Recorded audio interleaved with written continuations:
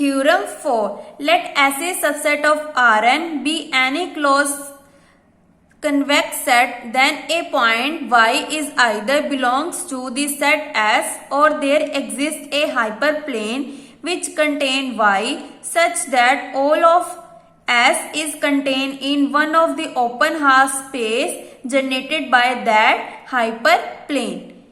Or let S a subset of Rn be any closed convex set y is point either interior of close of S, then there is no non-zero vector A belongs to Rn such that a की power t y less than infimum of a की power t x for all x किसको belong करता है S को. Let कर लिया delta is equal to infimum of x belongs to S, norm of x minus y and S bar closure of S. S बार को हम क्या बोलते हैं? Closure of S. क्लियरली जो हमारा डेल्टा वो ऑलवेज ग्रेटर देन 0. लेट कर लिया B two delta y is equal to x, norm of x minus Y less than 2 delta, that is closed ball of radius कितना है 2 delta और इसका centre क्या है y. Then delta is equal to infimum of x belongs to S, norm of x minus Y. Then इसको हम कैसे लिख सकते हैं? Infimum of x belongs to S bar intersection b two delta y. एक तो हमने ये था S bar closure of S और क्या था b टू डेल्टा y. तो यहाँ पे हमने लिख दिया और ये term as it is norm of x minus Y. Because जो हमारा S है ये सर्कल है और b टू डेल्टा y हमारा ये है, तो इसकी इंटरसेक्शन कौन सा आएगा? जो हमारा शेडेड रीजन है. क्या आएगा? S bar intersection b two delta. और ये जो h वाली लाइन है उसे हम क्या बोलते हैं? Hyperplane. Where x minus Y norm is not equal to 0. क्यों नॉट इक्वल टू 0 है? क्योंकि y is a interior to S. y क्या हमारा S का इंटीरियर पॉइंट है. Note that S bar intersection B to delta y is closed and bounded set and y is a fixed point. जो हमारी ये intersection है वो क्या है? क्लोज्ड दिख ही रहा है हमारा, ये क्लोज्ड एंड बाउंडेड है. और जो y पॉइंट है वो क्या है? हमारा फिक्स पॉइंट है. Also x minus Y norm is a continued function of x defined on closed and bounded set S bar intersection B to delta y in Rn. Hence by Winters theorem, delta is equal to infimum of x belongs to S bar intersection B to delta y. Norm of x minus y is attained at some point W belongs to S bar intersection B to delta y. और ये किसका subset है? S बार का. और S is closed, तो S bar is equal to S. तो यहाँ पे क्या आ गया? Equal to S. Thus there exist, ये किसका सिंबल होता है? There exist a point W belongs to S bar intersection B two delta Y such that delta is equal to minimum of x belongs to S, norm of x minus Y is equal to norm of W minus y. इसे दे the equation 1. Therefore, norm of W minus y is less than equal to x minus y. क्योंकि यहाँ पे आगे क्या है? Infimum. इसका मतलब ये क्या है? ये वाली टर्म इससे बड़ी है. That means जो W minus y है वो किसके इक्वल है? Minimum of x minus x belongs to S. इसके आगे क्या है? इनफीमम, मिनिमम है. तो ये वाली टर्म क्या हो जाएगी? छोटी. बट जो अंदर वाली टर्म है वो क्या रहेगी? हमारी बड़ी. So norm of W minus Y less than equal to x minus Y for all x belongs to S. जिसके आगे मिनिमम है वो क्या है? हमारी छोटी. तो जो अंदर वाली टर्म है वो क्या है? हमारी बड़ी.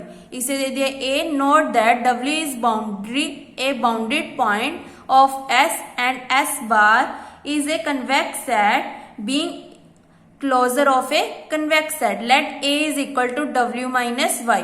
Then clearly A क्या है, not equal to 0 and A किसको belong करता है, R N को, because जो W and Y थे वो भी किसको belong कर रहे थे, R N को. Now for any x belongs to S and lambda belongs to 0, y, we are to show that A satisfy the given condition. Given condition क्या होती है, lambda X plus 1 minus lambda Y. But यहाँ पे हमने क्या लिया है, W belongs to S bar, where S bar is a convex set, क्योंकि एस बार क्या है हमारा, closure of a set. Closure point always convex sets होते हैं. So norm of lambda X plus 1 minus lambda W minus Y is greater than equal to W minus Y, क्योंकि bye 1 में हमने क्या लिखा था,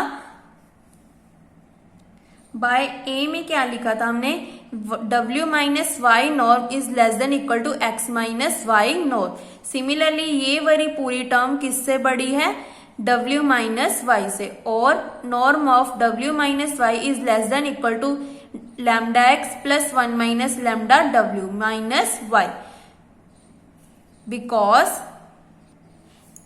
w is boundary of a boundary point of S, और S क्या, S बार क्या था, कन्वेक्स सेट था, और S बार को हम क्या बोलते हैं, closure of convex set. Now दोनों साइड हम स्केयरिंग कर देंगे तो हमारा फॉर्मूला क्या होगा, norm of X square is equal to X transpose X. Then यहाँ पे हमने फॉर्मूला यूज कर लिया, क्या होता है, norm of square is equal to X transpose X. तो यहाँ पे हमने लिख दिया w minus Y transpose w minus Y less than equal to, similarly यहाँ पे लिख दिया lambda X plus w minus w lambda minus Y की whole transpose lambda X plus w minus w Y minus Y. Then उसके बाद हमने क्या किया, इनको कंबाइन कर लिया, इन दोनों में लैम्डा है तो लैम्डा को कॉमन निकाल दिया, w minus Y plus lambda x minus W का ट्रांसपोज. सिमिलरली यहाँ पे लिख लिया w minus Y plus lambda x minus W, और ये step as it is. Then उसके बाद हमने जो ट्रांसपोज है उसको अलग कर दिया, लैम्डा हमारा स्केलर है, इसके ऊपर ट्रांसपोज नहीं आता तो कहाँ पे आएगा, वेरिएबल्स पे, x minus W transpose plus w minus Y transpose, और ये स्टेप एज इट इज. उसके बाद हमने क्या किया, इसको मल्टीप्लाई कर दिया, lambda square 1 minus x minus W transpose x minus W. इस पूरी टर्म को हमने लास्ट वाले एलिमेंट के साथ मल्टीप्लाई कर दी. Then lambda x minus W transpose into W minus Y plus, similarly यहाँ पे कर देंगे w minus Y transpose into W minus Y plus, then इसको इसके साथ lambda w minus Y transpose x minus W. Then उसके साथ हमारा कैंसिल कौन सा हो जाएगा, ये वाला, बिकॉज ये दोनों क्या है, सेम. अगर यहाँ इसको लेफ्ट हैंड साइड लेकर आएंगे तो माइनस का बन जाएगा, तो ये दोनों कैंसिल हो जाएंगे. देन ये टर्म, ये दोनों सेम है क्योंकि B transpose A is equal to A transpose B, which are always same result. देखो A transpose B and B transpose A gives same result. Then इन दोनों को ऐड कर दिया, plus 2 lambda x minus W transpose w minus Y greater than equal to 0, और ये दोनों terms हमारी फिनिश होगी. Now dividing by 2 lambda as lambda not equal to 0, तो हमारे यहाँ पे क्या बन गया, एक लैम्डा के साथ एक लैम्डा कैंसिल, तो lambda upon 2 x minus W transpose x minus W plus यहाँ पे 2 लैम्डा फिनिश हो गया, इसके साथ x minus W transpose w minus Y greater than equal to 0 for all lambda किस में बिलोंग करता है, 0,1, टेकिंग लैम्डा अप्रोचेज टू 0. अगर 0 को अप्रोच करता है तो ये वाली टर्म फिनिश हो जाएगी, क्योंकि लैम्डा को हमने यहाँ पे 0 पुट कर दिया, तो ओनली ये टर्म रहेगी. Then x y w minus Y को हमने क्या ले लिया, a greater than equal to 0 for all x belongs to s. x minus W A transpose greater than equal to 0 for all x belongs to s. दोनों side हमने transpose कर दिया, क्योंकि इसका ट्रांसपोज दोबारा करेंगे तो ये सेम बन जाएगा, और a का ट्रांसपोज एज इट इज, जैसे कि यहाँ पे है s का transpose is equal to A का transpose is equal to A. Now इसको मल्टीप्लाई किया, A transpose X minus A transpose W greater than equal to 0। ये टर्म हम लेफ्ट हैंड साइड ले आए, A transpose W less than equal to A transpose X for all X belongs to S. Since A is not equal to 0, therefore A transpose A is greater than 0. This implies A transpose A को हमने क्या लिया था, X minus W minus Y। यहाँ पे हमने put किया था ना A is equal to W minus Y। यहाँ पे आप लिख सकते हो A is equal to W minus Y। तो यहाँ पे हमने पुट कर दिया A की value W minus Y। Then इसको फिर से सेपरेट कर दिए, ए की transpose W greater than A transpose Y. Thus A transpose Y less than A transpose W, ये किससे लेस देन इक्वल टू है, A transpose X for all X belongs to S. So A transpose Y is less than A transpose X. और ये क्या है, infimum of X belongs to S, A transpose x. दस theorem is proved, यही हमें prove करना था।